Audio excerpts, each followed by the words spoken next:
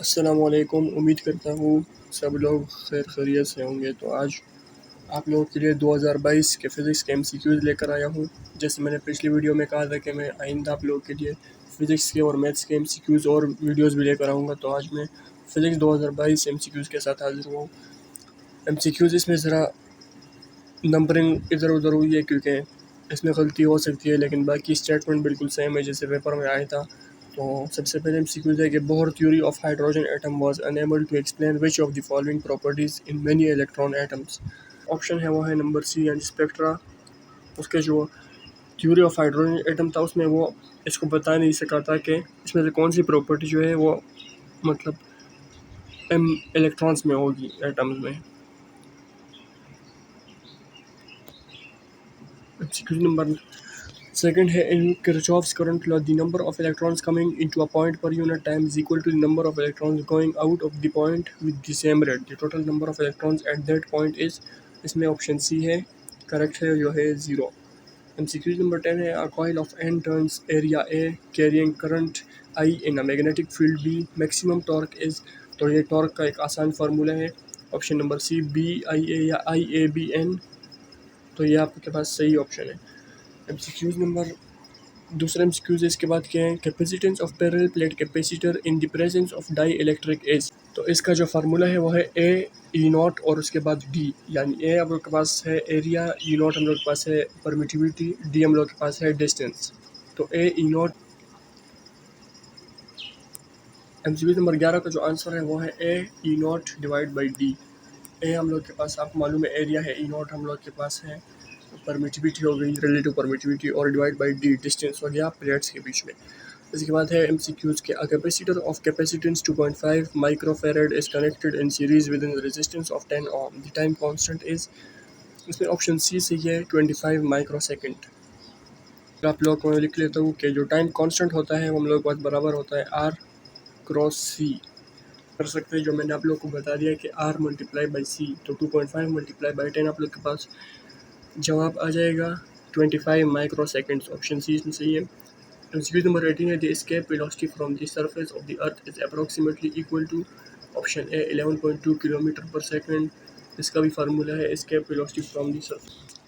इसमें आप लोग ऐसे करेंगे कि 2 GM divided by R radius आप लोग को जो है वो ले लेंगे अंडर द रूट के अंदर, और उसको जब आप लोग सॉल्व करेंगे तो आप लोग के पास 11.2 आ जाएगा। ये एक्सपेरिमेंटल वैल्यू है, आप लोग याद भी रख सकते हैं। इसके बाद एमसीक्यूज है कि a disc is rotating about its axis of rotation the angle in between the angular velocity and angular acceleration when the angular speed decreases is. तो ऑप्शन सी यानी 180 डिग्री इसमें सही आंसर है, 180 डिग्री। इसके बाद MCQs है the centripetal acceleration of a body with speed of 10 metre per second and radius 2 metre is. तो centripetal acceleration जो है उसका भी फार्मूला है, तो इसके आप लोग देख सकते हैं कि करेक्ट ऑप्शन है ऑप्शन नंबर ए यानी 50 मीटर पर सेकंड स्क्वायर। उसके बाद है 21 है कि photocopier and inkjet printer work on the principle of. तो ये बहुत ही आसान एमसीक्यूज है कि 21 नंबर में बी इलेक्ट्रोस्टैटिक्स जो है वो करेक्ट ऑप्शन है। दूसरा एमसीक्यू है 1 radian is equal to 57.3 degrees. Option A is right answer. MCQs इधर आप लोग देख सकते हैं एमसीक्यू 39 में कि ये लोग आप लोग के लिए यूनिट तो सेम रखते हैं लेकिन सिर्फ एक पॉइंट का डिफरेंस आप लोग को ये चेंज कर देते ताकि आप लोग कंफ्यूज हो सके। जैसे देखिए ऑप्शन ए जो है 57.3 डिग्रीज है और ऑप्शन बी 0.57 डिग्रीज। तो आप लोगों ने यूनिट्स का बहुत ख्याल रखना है इसमें। इसके बाद जो एमसीक्यूज है वो है if the speed of moving object is double the linear momentum becomes. तो स्पीड और लीनियर मोमेंटम का जो ताल्लुक है उसको भी आप लोग देख ले कि इनका डायरेक्ट रिलेशन है, इन्वर्स है। तो इधर ऑप्शन ए यानी ट्वाइस। तो अगर स्पीड ऑफ मूविंग ऑब्जेक्ट भी डबल हो जाएगी तो मोमेंटम भी डबल हो जाएगा, यानी इसमें डायरेक्ट रिलेशन है।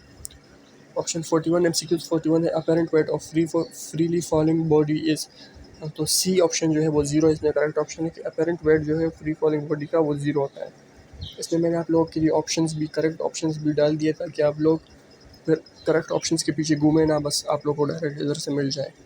इसके बाद है a pipe having an area of 50 square metre at one end carries water at speed of 10 metre per second. If at another area is 25 square metres then the speed of flow of water will be. तो ये MCQ से आप देख सकते हैं कि equation of continuity से आया है, यानी A1 V1 is equal to A2 V2। इसमें आप लोगों को एरिया गिवन है ए और स्पीड आप लोगों को गिवन है वेलोसिटी 10 और एरिया फिर दूसरे एंड पे 25 गिवन है, तो A1 V1 equal to A2 V2। तो A1 V1 यानी 50 इंटू 10, तो 50 10 500 आ जाएगा। A2 V2 500 डिवाइड बाई 25, तो 500 डिवाइड बाई 25 करें तो इसमें सही है 20 मीटर पर सेकेंड। यानी आप इस एक फार्मूले से सॉल्व कर सकते हैं, यानी A1 V1 equal to A2 V2 area, और उसके बाद velocity at one end equal to velocity at the other end. तो 43 MCQ से kinetic energy is option B इसमें से ये स्केलर क्वांटिटी है। ऑप्शन नंबर 44 है at the extreme position of simple harmonic oscillator which quantity is maximum. तो ये काफ़ी ज़्यादा ज़रूरी MCQ है कि एट मीन एक्सट्रीम पोजीशन में कौन कौन सी क्वांटिटी हम लोग के पास मैक्सिमम और मिनिमम होती है। तो इसमें ऑप्शन ए यानी एक्सेलरेशन हम लोग के पास एक्सट्रीम पोजीशन पे मैक्सिमम होती है। MCQ 45 यानी कि अगला MCQ से प्लेन एंगल इज़। तो प्लेन एंगल ये भी काफ़ी इंपॉर्टेंट MCQ है कि प्लेन एंगल सॉलिड एंगल ये हम लोग के पास कौन से डायमेंशन पे होते हैं। तो प्लेन एंगल हम लोग के पास बी यानी 2 डायमेंशनल होता है। Solid angle is directly dependent upon. Solid angle हम लोग के पास किस चीज़ पर डिपेंड करता है। ऑप्शन ए इसमें से ये एरिया ऑफ द स्फीयर पर सॉलिड एंगल डिपेंड करता है। Coulomb is a derived unit because it is made of. तो कूलम हम लोग के पास किस चीज़ से बना है, क्योंकि ये हम लोग के पास डिराइव यूनिट है, तो ये बना है कूलम हम लोग यानी second. The largest prefix among the following is kilo, atto, exa, giga. इसमें ऑप्शन सी यानी एक्सा जो है वो लार्जेस्ट प्रीफिक्स है। इसके बाद है if X component of force is acting along positive X axis and Y component is along negative Y axis, the resultant line in which quadrant. तो ये तो आसान है, आप लोग खुद भी देख सकते हैं कि जब फोर्स जो है वो along पॉजिटिव एक्स एक्सिस और वाई कंपोनेंट अगर नेगेटिव हो तो ये आप लोग के पास फोर्थ क्वाड्रेंट होगा। A ball is dropped from a height of 10 metre, its acceleration after 3 second is. तो हाइट आप लोग को गिवन है और एक्सेलरेशन आप लोग को फाइंड करनी है। तो ऑप्शन ए इसमें सही है 9.8 मीटर पर सेकेंड।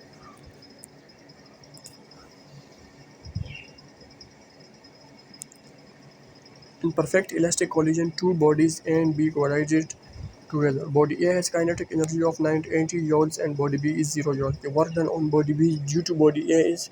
तो ये वर्क जो बॉडी बी पे हुआ है बॉडी ए की जानब से ये होगा आपके पास ऑप्शन बी यानी 980 जूल्स टोटल वर्क डन ये होगा आप लोग के पास।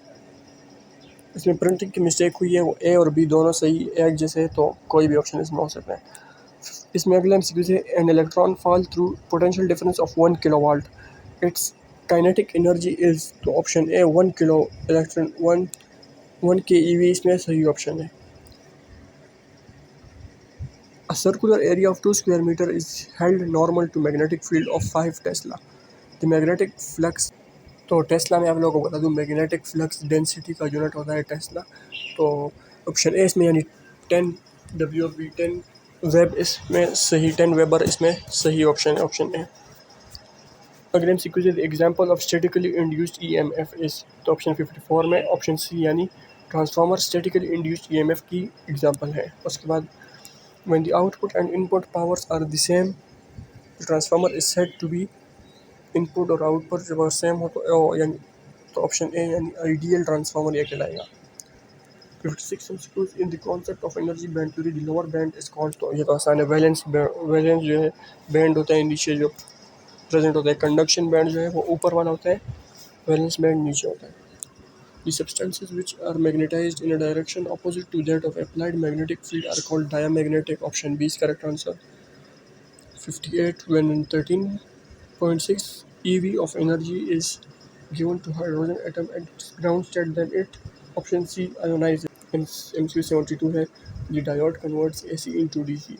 तो ये आप लोग को मैंने पिछली MCQ वीडियो में बताया था, 2024 में भी ये रिपीट हुआ था, 23 में भी रिपीट हुआ था, 22 में भी है। तो इसमें करेक्ट ऑप्शन है रेक्टिफिकेशन। ये तमाम फिनोमेना आप जो है वो खुद याद करें, ये इंपॉर्टेंट होती है, रेक्टिफिकेशन, पोलराइजेशन, ये तमाम चीज़ें आप लोग एक नज़र देख लें।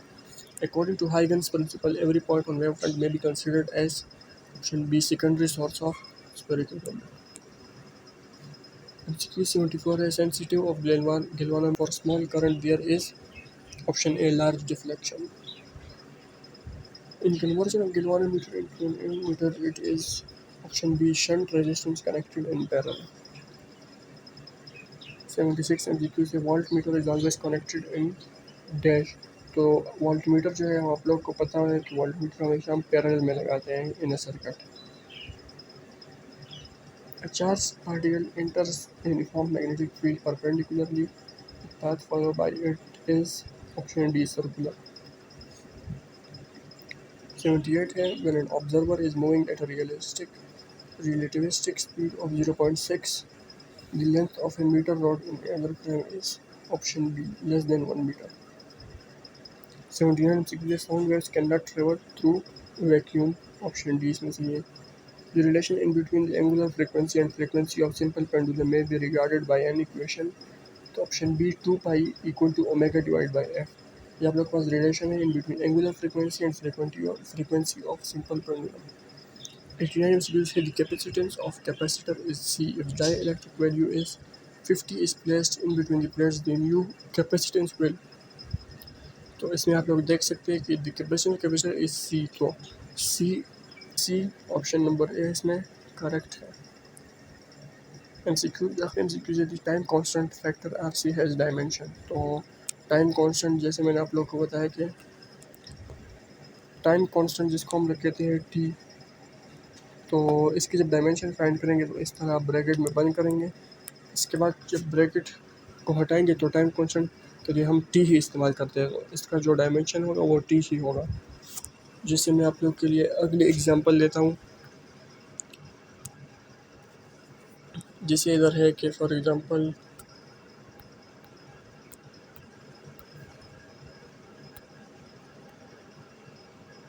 फोर्स की डायमेंशन, तो फोर्स फार्मूला यह है कि F is equal to M है, तो मास हम लोग m यूज़ करते हैं। एक्सीलरेशन का जो आप लोग के पास मेंशन आप लोग के पास होता है वो होता है ml।